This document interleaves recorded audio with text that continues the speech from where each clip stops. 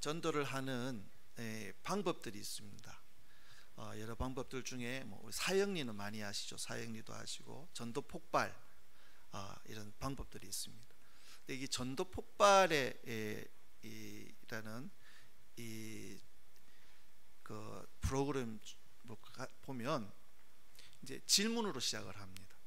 전도 대상자를 만나서 질문으로 시작한 두 가지 질문으로 시작하는데 그 한 가지 질문이 이런 질문입니다. 오늘 밤 당신이 이 세상을 떠난다면 천국에 갈 수 있습니까? 그 질문에 대한 이 대답을 우리 성도님들이 꼭 가지고 계시기를 바랍니다.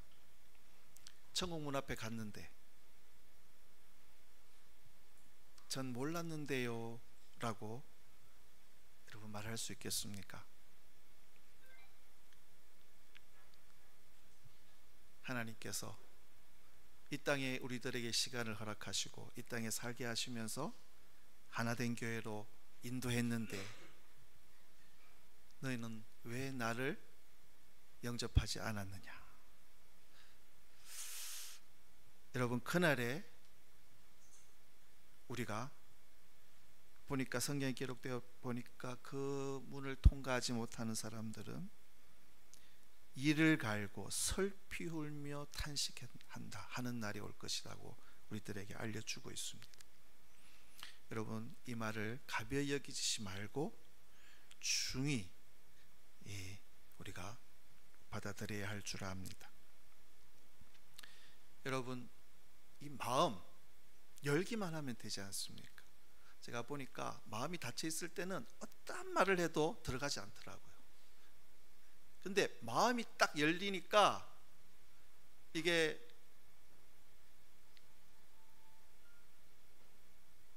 우리 해보셨죠?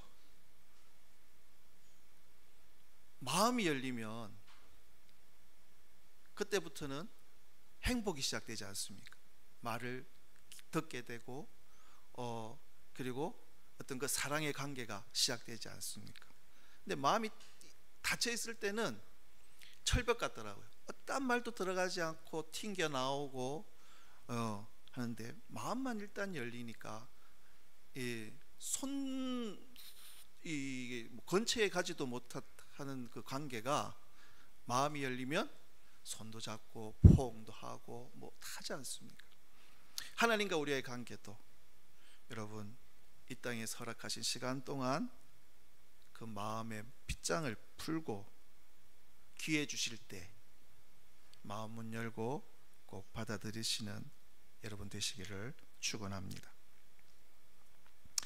오늘 이 신명기의 말씀 이 모세 지도자가 이 세대들에게 이 얼마나 지금 이 모세의 마음은 간절하고 다급했겠습니까? 자신의 이제 이 땅에서의 삶이 얼마 남지 않은 것을 이 모세는 이제 알고 있는 겁니다. 왜? 하나님께서 너는 가나안 땅에 들어가지 않고 너는 이제 그만 여기까지 해라. 그리고 하나님께서 부르실 것을 모세에게 알려주시기 때문입니다. 여러분, 모세가 어떤 사람입니까? 왕궁에서 40년 이 왕의 교육을 받은 사람입니다. 그리고 광야에서 40년 왕궁과 광야의 모든 경험을 했던 사람입니다. 하나님께서 모세에게 너 가서 이스라엘 백성들을 바로에게서 데리고 나와라고 했을 때 왕궁의 모든 그 절차와 법도 것들을 다 알고 있는 왕궁에 돌아가는 것들을 다 알고 있는 모세가 그 말이 쉽게 받아들여졌을까? 내가 가서 바로한테 가기도 힘들겠지만 말하기 전에 아마 자신의 어떤 생명이 위태롭다는 것도 아마 알고 있었을 거예요. 뭐 요즘은 뭐 입헌군주제라 해가지고 보면 뭐 왕을 보는 게 뭐 그렇게 어렵지 않지 않습니까? 옛날에는 어떻게 되는지 모르겠어요. 저도 그 찰스 황태자 바로 1m 앞에서 본 적이 있습니다. 제 영국에 있을 때. 진짜입니다. 예. 어때 뭐 그런데 뭐 할머니들한테는 인기 굉장히 좋더라고요. 할머니들이 그 손 한번 잡아보려고 막 하는데 저도 한번 어떻게 예? 그 할머니들한테 밀려면서까지 했는데 바로 앞에서 예, 까지 손 잡아주고 그냥 이제 지나갔었는데, 근데 그 당시에 바로 앞에 나간다는 거는 여러분 우리 성경에 기록되어 있지 않습니까? 왕이 불러야지 갈 수 있는 겁니다. 자기 마음대로 못 가는 겁니다. 그냥 자기 마음대로 갔다가 간체에 가기도 전에 죽는 겁니다. 그러니까 그런 모든 상황들, 광야가 어떤 곳인지를 잘 아는 이 모세가 바로에게서 그 백성들을 데리고 나와서 광야를 통과해서 가나안 땅에 가는 게 얼마나 무모한 말도 되지 않는 것인가를 너무나도 잘 알고 있었을 겁니다. 그러니까 모세가 하나님께서 가라고 했을 때 하나님 전 못합니다 하고 뒤로 나자빠지지 않았겠습니까? 가능한 일이 아니었던 겁니다, 모세의 판단으로는. 근데 하나님의 강권적인 그리고 함께 하시는 그 역사 가운데서 모세가 이 백성들을 바로한테 가서 끌어내면서 광야를 지내면서 이 모세는 하나님을 알게 되었다는 겁니다. 하나님이 어떤 분이신지를 알게 되었습니다. 이 일이 안 되는 일인데 이 일이 되네, 하나님이 함께 하시니까 이 일이 되네. 모세가 그렇게 큰 소리로 하나님 앞에, 하나님 이 백성들 멸망시키려면 제 이름을 생명책에서 제해 주십시오 하고 하나님 앞에 할 수 있었다는 거, 어디에서 그런 배짱이 나왔겠습니까?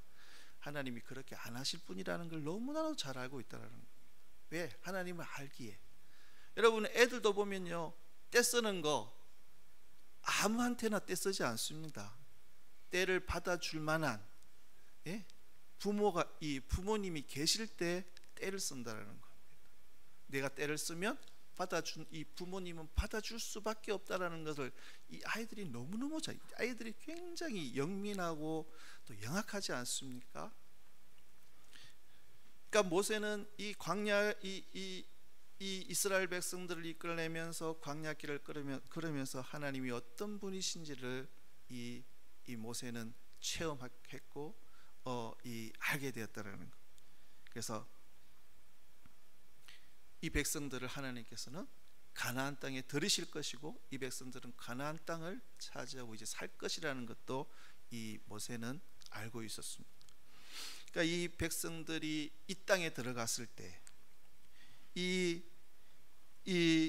세대들이 그 땅에서 믿음의 자녀들로서 하나님의 백성들로서 가나안 땅이라고 하는 전혀 다른 문화, 전혀 다른 삶의 배경 속에서 하나님의 자녀들께 어떻게 살아낼 것인가, 아마 그것이 이 자기 생명보다 더 귀하게 여기면서 이 백성을 이끌었던 모세로서는 최대의 관심이었을 것이고, 이제 자신의 생애가 자신의 그것이 얼마 남지 않은 것을 직감하고 알고 이 백성들에게 하는 말이, 모세가 쓸데없는 말을 했겠습니까? 이 백성들이 살리는 가장 이 중요한 그런 말을 하지 않았겠습니까? 여러분 우리도 마찬가지 아닙니까? 우리도 그리스도인으로서 부름받았습니다. 그리고 우리가 이 땅을 살아가는데 예수님 그리스도를 부인하고 그리스도를 알 수 없는 이 세상 속에서 우리가 예수 그리스도를 드러내며 살아야 하는 것, 이것이 우리의 인생에서 관심이고 목적이어야 한다는 겁니다.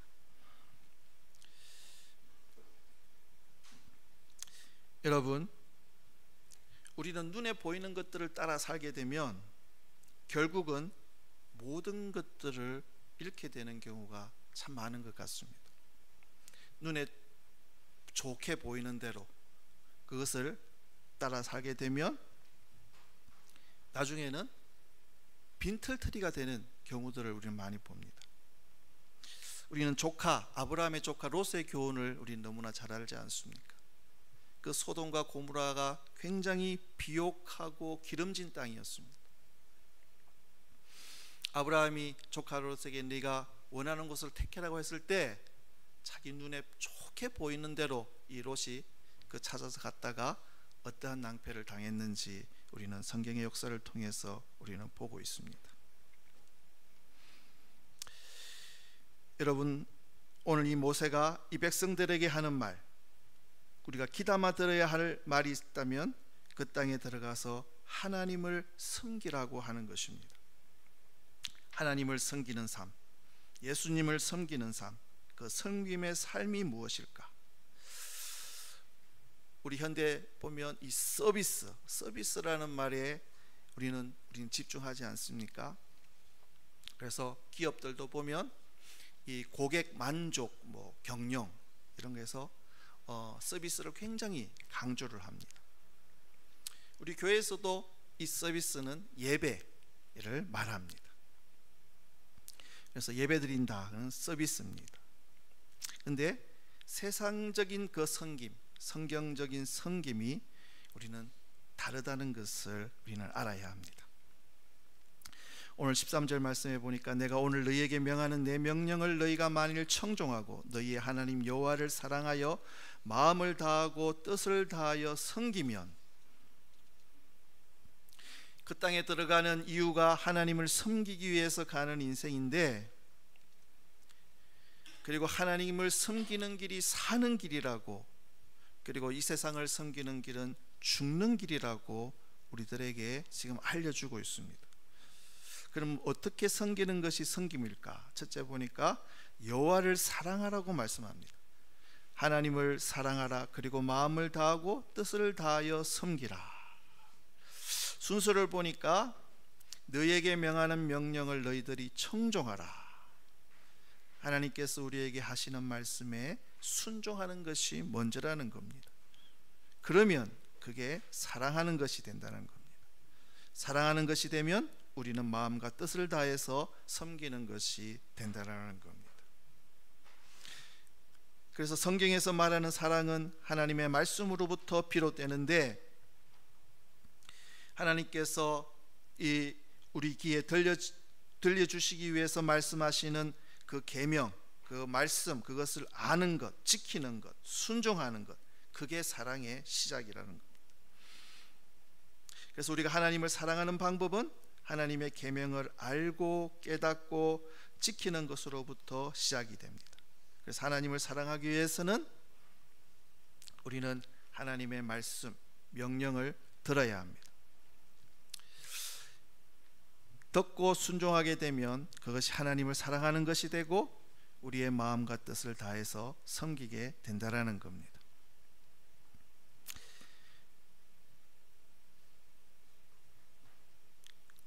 우리가 사랑하기 위해서는 먼저 알아야 되지 않습니까? 알기 위해서는 들어야 됩니다. 하나님의 말씀을 들어야 됩니다. 들을 때 우리는 하나님을 알게 되고, 거기에 우리는 사랑하게 되고, 그리고 그 사랑이 우리의 마음에 담겨지기 시작하면 우리는 전심을 다해서 섬기게 된다라는 겁니다.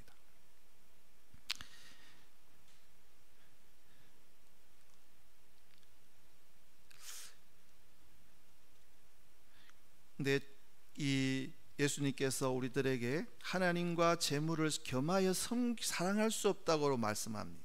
그 말은 뭡니까? 쪼개진 마음, 나누어진 마음으로는 사랑한다고 말할 수 없다라는 겁니다. 온 마음을 다해야 사랑하는 것이고 우리의 심령, 영혼 전체를 기울여야 사랑할 수 있게 된다라는 겁니다. 여러분, 사랑을 해보면, 제가 지금 계속 사랑 이야기를 하는데 보통 보면 사랑 이야기를 하면 해본 사람들은 호응이 오거든요. 근데 우리 했는지 안 했는지, 저만 했는지, 이게 사랑에 빠지면요 그 대상만 보이더라고요. 그렇죠? 그 대상만 보입니다. 이게 묘한, 참 신비한 감정이더라고요. 돈도 필요 없고요, 명예도 소용없고, 그러니까 눈에 하나도 안 다르고 그 사람만 보이더라고요. 그러니까 이 하나님이 원하시는 사랑이 그거라는 겁니다. 나뉘어지는 마음이 아니라 전심, 우리가 하나님을 알게 되면, 하나님 그분이 어떤 분이신가를 알게 되면 우리의 마음이 전심으로 그분을 향하게 되고 사랑이 우리 속에 담겨지게 되고, 그리고 그 사랑의 힘으로 우리가 섬기게 된다라는 그 순서라는, 이 모세 할아버지가 이 백성들에게 지금 하는 말이,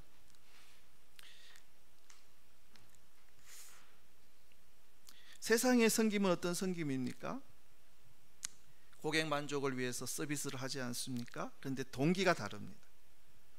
그 동기는 그 고객들의 지갑을 열기 위한 동기가 그 서비스에는 있지 않습니까?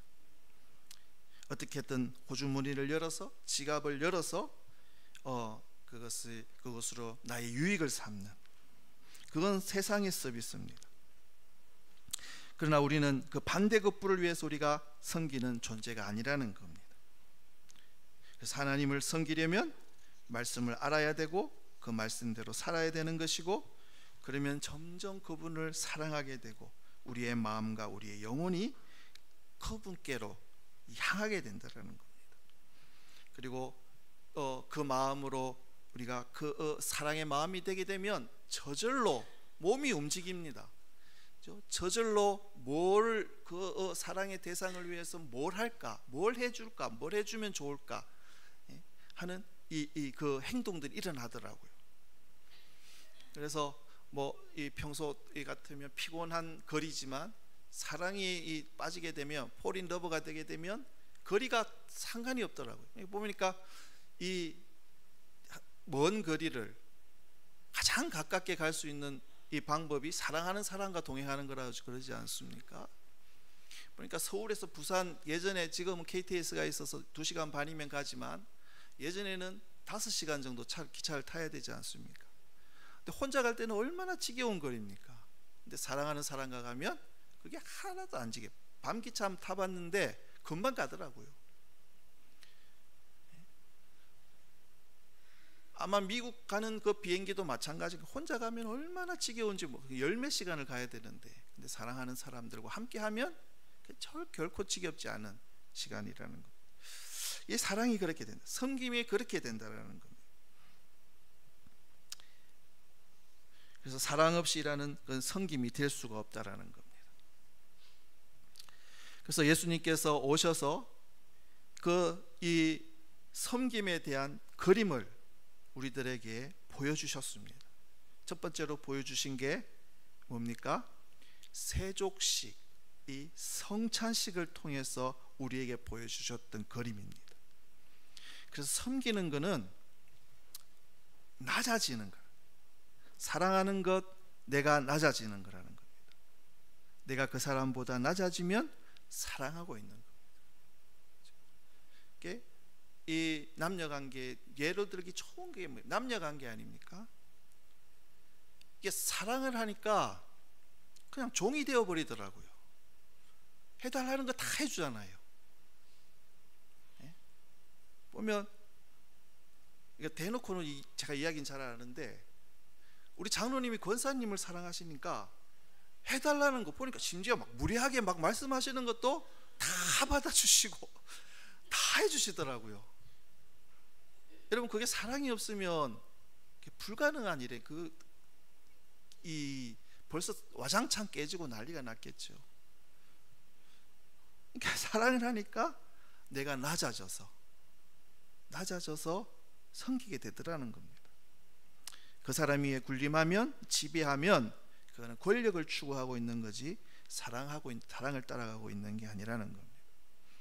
예수님께서 그 제자들을 발을 씻기시는 그 세족식을 할 때 그 높고 높으신 하나님, 그 낮고 낮은 천한, 그 발, 그 당시에 이 팔레스타인 지방은 그 흙먼지가 일어나는 아주 아주 더러운 발, 그걸 어떻게 씻기십니까? 씻기시기 위해서는 무릎을 꿇고 그 발을 씻기시지 않습니까?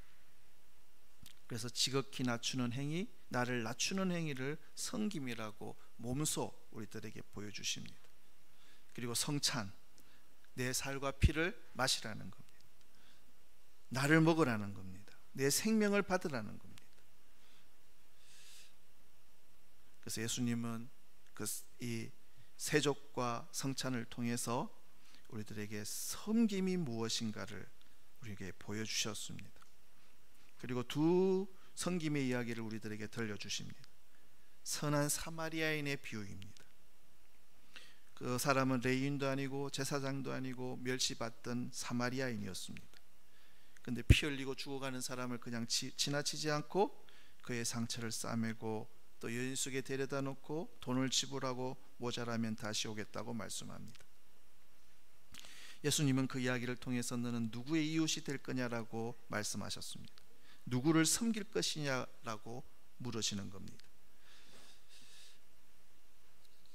진정한 섬김이란 사마리아인의 그 비유가 우리들에게 좋은 섬김의 예를 보여줍니다. 그리고 우리가 이해할 수 없는 이야기가 하나 있습니다. 누가복음 16장에 보면 불의한 청지기의 비유가 있습니다. 이 청지기가 주인의 것을 일을 잘못 처리하다가 이 해고 통보를 받습니다. 근데 이 청지기가 해고 통보를 받고 야 이제 나는 뭐 어떻게 먹고 살아야 되나 고민하다가 그 소작인들을 다 부릅니다. 그리고 불러서 그 빚을 탕감해 주기 시작합니다. 밀 100석을 빚진 사람이 있으면 너는 80석이라고 이렇게 고쳐라. 그리고 뭐 기름 100마리면 너는 50마리라고 고쳐라. 계약서를 다시 쓰는 겁니다. 주인의 것을 횡령하는 것 아닙니까? 그런데 놀랍게도 희한하게도 주인이 그 이야기를 듣고 뭐라고 하냐면 이 빛의 자녀들보다 더 지혜롭게 행동한다고 칭찬을 하는 겁니다. 이 본문은 성경의 난해한 이 본문 중에 하나입니다. 근데 좀 더 깊이 보면 섬김이라는 것이 어떤 것인지에 대한 것과 이것이 연결되어 있다는 겁니다. 섬김이란 하나님의 관대함을 드러내는 삶을 말합니다. 비록 불의한 청지기지만 제멋대로 어이없게도 그 집 주인의 빚을 탕감해 줌으로써 그 집 주인이 어떤 성격, 어떤 성품, 어떤 의도, 어떤 의지를 가졌는지를 드러내게 되었다라는 겁니다. 악한 의도에도 불구하고 하나님의 선한 의도가 드러나는 것이 차라리 어설픈 종교적 행위를 통해서 섬긴다고 하는 것보다는 훨씬 낫다라는 겁니다. 그러니까 이 예수님의 이 비유를 듣고 바리새인들이 비웃지 않습니까?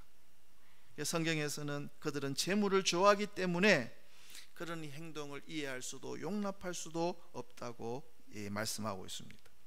그리고 예수님께서는 불의한 재물로 친구를 사귀라고 말씀하십니다. 불의한 재물로 섬겨서라도 하나님의 복음이, 구원이, 또한 생명이 전해질 수 있게 살으라는 겁니다. 여러분, 하나님께서 우리들에게 이 섬기라고 보면 달란트들을, 재능들을 주시고 이 어떤 분들은 심지어 은사를 주십니다. 근데 제가 이렇게 보면서 이렇게 느끼게 되는 것은 하나님께서 주신 은사로 하나님의 영광을 드러내고 하나님께 영광을 돌려야 되지 않습니까? 근데 보면 물론 그렇게 하시는 분들도 계시겠지만 제가 본 이 대다수의 분들은 그 은사로 하나님의 능력이 나타나서 치유가 되고 어떻게 잘 되게 되고 하면 그 영광을 자기가 취하더라고요. 그 심지어는 믿으실지는 모르겠지만 그분을 너무너무 존경한 나머지 북한의 집에 보면 김일성 사진을 걸어 놓듯이, 제가 기억은 좀 아무렇나 어쨌든 그분 사진을 걸어 놓고 그분을 추앙을 하더라고요. 제가 지금 기억하는 것은 예수님 사진과 같이 예수님 사진 옆에다가 그분 사진을 걸어 놓고 그분을 추앙하더라고요. 근데 그분이 그거를 좋게 생각한다는 거예요. 여러분, 보통 사람이 아니라 이 그거에 대해서 그렇게 하지 말라고 할 법하지 않습니까?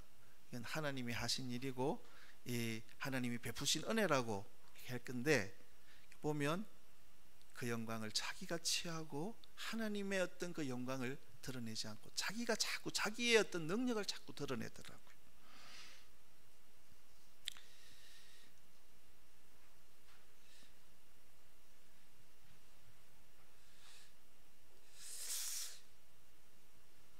그래서 하나님이 드러나야 되는데 자기를 드러내게 되고, 하나님을 섬기는 것이 아니라 자기를 섬기게 만들더라고요. 그래서 보면 뉴스에도 가끔 나오지 않습니까? 전번에도 말씀드렸는데, 어떤 능력이 나타나니까 사람들이 따르는 거예요. 그러면 그것이 하나님을 섬기는 그걸로 해야 되는데 자기를 섬기게 만드니까 자꾸 문제가 되지 않습니다. 섬김에 대해서 하나님은 제대로 섬기면 하나님께서 약속하십니다. 정말 너희가 사랑이 동기가 되어 일하면 굶어 죽지 않는다고 말씀하십니다. 그래서 보면 여호와께서 너희의 땅에 이른 비 늦은 비를 적당한 때에 내리시려니 너희가 곡식과 포도주와 기름을 얻을 것이요 또 가축을 위해 들에 풀이 나게 하시리니 네가 먹고 배부를 것이라.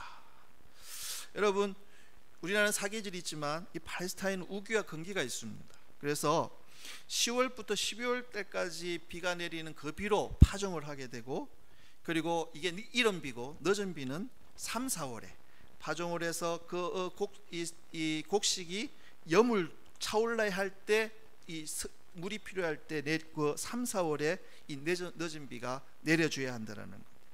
그래서 이가 적절히 내릴 때 그 곡식이 풍성하게 열매를 맺힌다라는 겁니다. 여러분, 비는 하늘로부터 오는 것 아닙니까? 보니까 이 농사하시는 분 이야기를 들어보면 그냥 이렇게 물 주는 것보다 비가 내리면 이 성장 속도가 훨씬 빠르다 그러더라고요. 그래서 이 비는 하늘로부터 와야 되는 겁니다. 근데 이 비를 하나님께서 적절한 때에 적절한 타이밍에 내려게 주셔서 먹고 배부르게 해주실 것이라는 겁니다.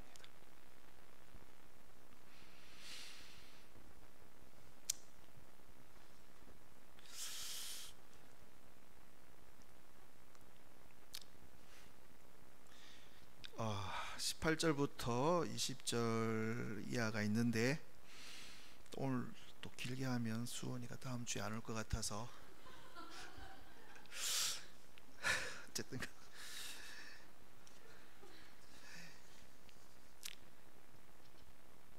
여러분, 하나님께 말씀을 붙들면 하나님이 책임져 주신다라는 겁니다. 그래서 영생은 곧 유일하신 참 하나님과 그가 보내신 자 예수 그리스도를 아는 것입니다. 복음 전하는 사람들이 절박하니까 믿자야 본전입니다. 갔는데 진짜 하늘나라가 있고 천국이 있으면 어떡할 겁니까? 차라리 진짜 여기서 믿고 가는 게 남는 장사 아닙니까? 여러분, 우리는 죄악 중에 태어난 비천한 존재들입니다. 근데 우리가 존귀한 존재들이 될 수가 있습니다. 그것은 예수 그리스도를 믿을 때 하나님의 자녀가 되는, 하나님의 그 자녀의 권세를 얻게 되는 존귀한 자가 될 수 있다는 것을 여러분 다시 한번 마음에 새기시고, 꼭 예수님 영접하고 또 주님과 함께 동행하는 복, 이스라엘 백성들에게 보이셨던 그 복을 여러분도 누리시게 되기를 간절히 축원합니다. 기도하겠습니다.